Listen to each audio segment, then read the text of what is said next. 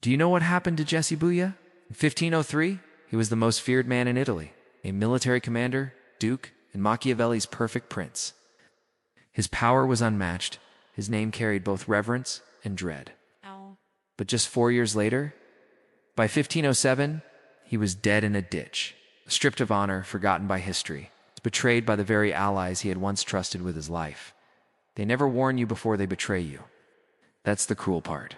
They'll smile at you, shake your hand, with warmth, maybe even toast to your health. All the while, they're just waiting patiently, silently, for the perfect moment to strike. This isn't some tale of the past. Welcome to the real world. A world where perception is deadlier than reality, where loyalty is often nothing more than a mask. Today, I'm going to show you what Machiavelli truly meant when he wrote The Prince. Not the sanitized, oversimplified version handed out in classrooms. No, I mean the raw, unfiltered blueprint that has quietly shaped the actions of history's most powerful figures for over 500 years. This is the version they don't want you to read. And I promise you this, by the end of this video, you'll begin to see the power dynamics playing out in every room you enter. And no one, absolutely no one, will ever blindside you again. Let me tell you about Michael. Michael was brilliant. Harvard educated, a rising star at his firm. Charming, intelligent, the kind of man people naturally gravitated toward. Everyone admired him, more so it seemed. Then one day, in a moment of honesty during a team meeting, he let his guard down. "I could really use some help," he said. Was it? A simple confession. 2 months later, he was out of the company, quietly pushed aside. Replaced, his supportive colleague Sarah had been whispering to executives behind his back, painting him as someone who couldn't handle pressure. She smiled in his face while plotting his exit. Here's the hard truth. You don't have to be broken for them to destroy you. You just have to look breakable. Machiavelli didn't survive by being strong, survived by appearing untouchable. That's the difference. That's the first rule of power. Never bleed in front of wolves. Even if you're shattered inside, make them believe you're capable of anything, because they don't come for you because you're weak. They come for you because you look weak. When I was 27, my first business was collapsing. Investors were vanishing. Partners were panicking. I had exactly $347 in my bank account. That's all. But every morning I put on my sharpest suit, walked into meetings with unshakable confidence, and spoke of our future like it was already written in stone. One investor told me later, "I was ready to pull out my final investment until I saw you walk in like nothing was wrong." That's when I decided to double down. Why? Because perception created reality. Everyone sees what you appear to be. Few ever get close enough to experience what you really are. That wasn't just philosophical musing from Machiavelli. That was a tactical instruction, a survival guide. You must master the image of strength, especially when you're breaking inside. No public struggle. No crying on social media. No venting to people who don't need to know. You suffer in silence, because every time you show weakness, someone is watching. Someone is calculating. And they're not there to help. They're waiting. Let me ask you something. Who's the most powerful person in the room? It's rarely the one talking the most. And Stalin attended ... Allied conferences. During World War II, American diplomats were unnerved by his behavior. While Churchill delivered impassioned speeches and Roosevelt worked the room with his characteristic charm, Stalin did something very different. Simply watched, unblinking, silent, detached. While others aimed to impress, he observed like a man solving a puzzle. He spoke rarely, but when he did, the room fell into absolute silence. His words, calculated and deliberate, cut through the air like steel. And more often than not, by the end of those long conferences, it was Stalin who walked away having secured exactly what he wanted. Why? Because the more you speak, the more tools you unknowingly hand your enemies. Words are weapons for both sides. If no one knows what you're thinking, they're left only with guesses and fears. And when people fear what you might do more than what you've said you'll do, you hold the advantage. Unpredictability is power. Silence is strategy. Think back to the last heated argument you had. Who lost control first? Was it the person who started explaining themselves, defending, justifying? The answer is clear. Person who tries to regain. Power through words has already surrendered it. Next time you're challenged, do this. Pause for 3 seconds before you speak. Don't raise your voice, lower it. Don't make declarations, ask a sharp, quiet question. Let the silence between words stretch a little longer than feels comfortable. In that pause, power shifts. Control returns. And remember, remove emotion from your decision-making. Emotion makes people predictable and vulnerable. The emotionally reactive are the easiest to trap. They respond without thinking, make rash decisions, beg when they shouldn't, and often regret what they've done when it's far too late. Not you. You must train your mind to shift from how do I feel to what does this achieve. Feelings are fleeting. Outcomes are everything. It is better to be feared than loved if. You cannot be both.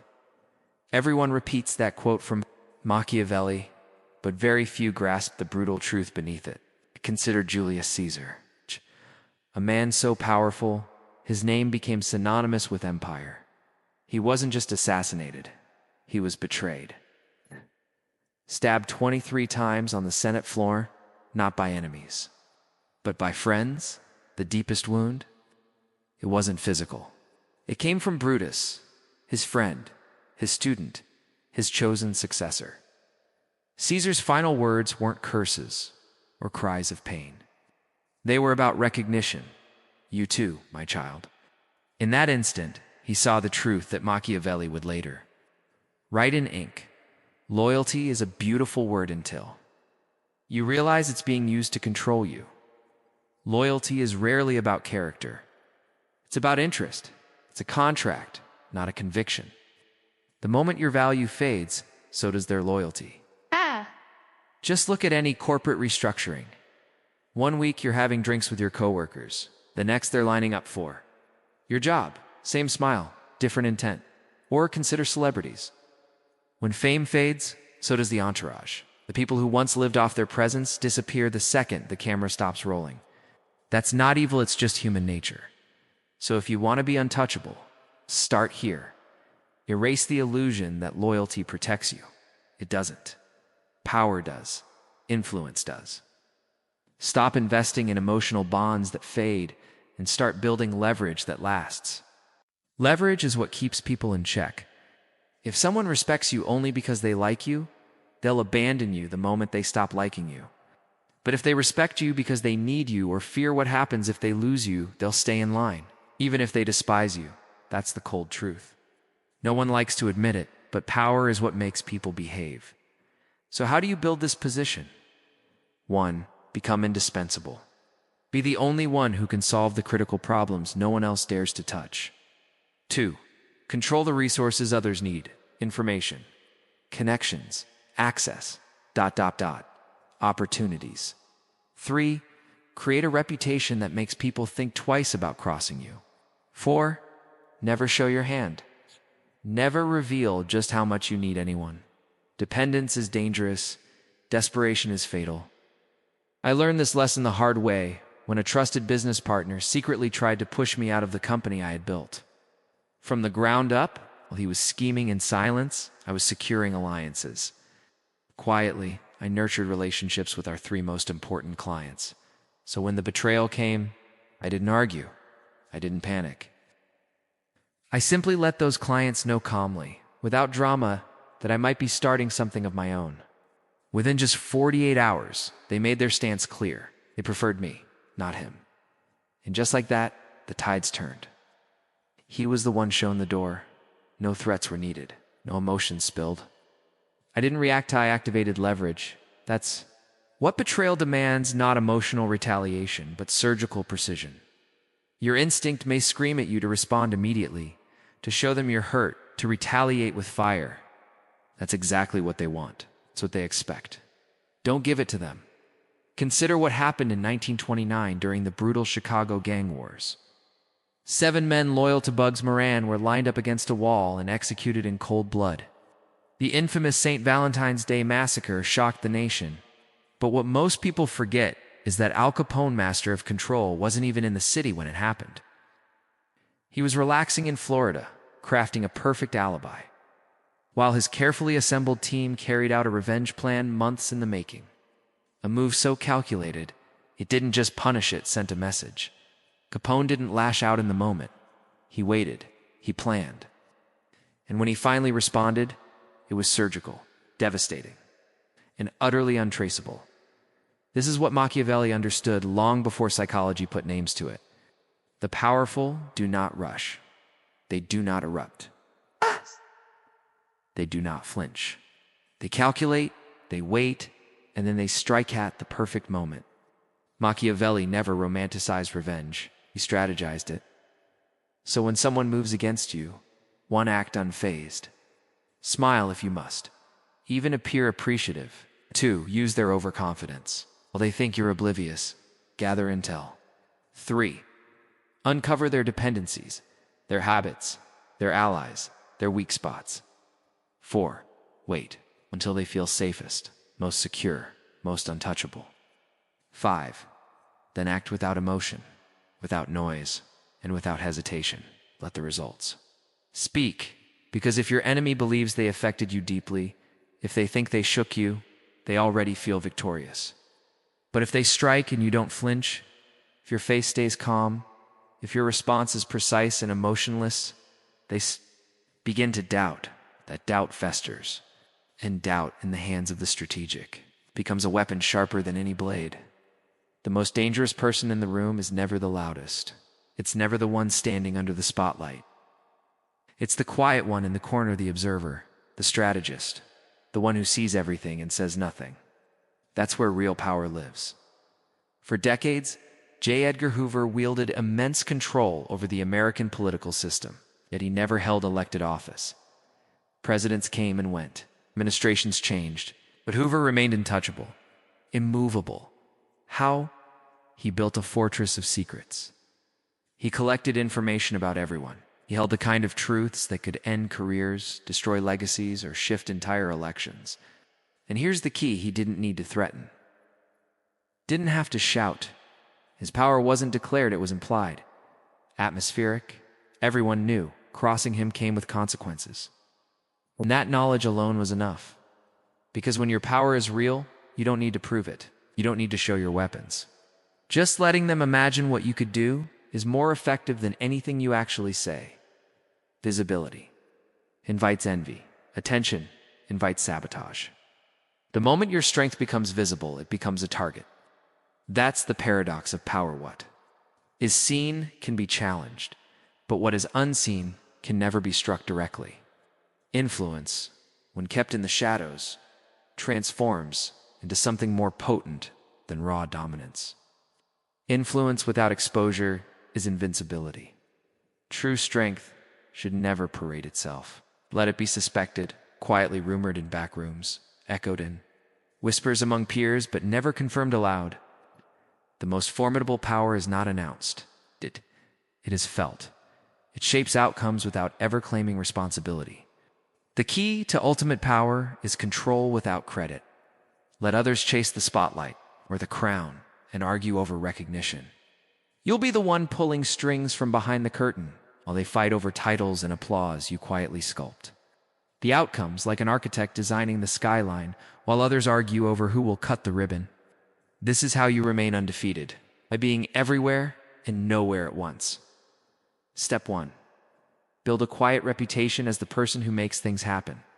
People shouldn't see your hand, they should only see your results. Step 2. Let others be the face of decisions, while you remain the strategist behind the scenes. Let them enjoy the attention. Step 3. Invest in trust with the truly powerful. Cultivate alliances where influential people depend on your insight. When they move, it's your words they remember. Step 4. Feed their egos. Let them believe they're the genius in the room. People will fight to protect the illusion you gifted them. Step 5. Guide the direction of any plan, but make others believe it was their idea from the beginning. Because when you're invisible, you become unpredictable. When you're unpredictable, you become unstoppable. Silence becomes your weapon. Mystery becomes your shield. You don't need to dominate a room to control it. The strategist doesn't operate from impulse or emotion. The strategist calculates, observes, and only moves when it's time to win. Everything I've shared with you today converges on one brutal, powerful principle. In a world where most people act on emotion, the one who thinks like a strategist always wins. The untouchable don't just endure chaos. They flourish in it because they understand what others refuse to accept. First, perception shapes reality. How people see you is more important than who you truly are, so manage it deliberately. Second, silence creates intrigue. Speak less, observe more. Let others fill the silence with their own insecurities. Third, loyalty is never unconditional. It is transactional. Don't build on trust. Build on leverage. Fourth, reacting is weakness. Responding, measured, thoughtful, strategic, that is strength. Fifth, visibility makes you vulnerable. Operate from the shadows, where power grows free from attention. I remember an investor, he put money into my company at its lowest point. 3 years later, we sold that same business for 8 figures. At the celebration dinner, he pulled me aside and said something I'll never forget. I didn't invest in your business. I invested in you the way you carried yourself when everything around you was collapsing. That's when I knew you were untouchable. That moment taught me what no textbook ever could. Machiavelli wasn't teaching people to be cruel, he was showing them how to endure, how to survive in a world that already was. His final lesson? The most powerful person in any room isn't the one with the most wealth, the loudest voice, or the widest fame. It's the one who remains calm when others try to destroy them. The one who smiles when threatened, who walks away from temptation, who stands back up after being crushed quietly and without vengeance. That's what it means to be untouchable. And now you know.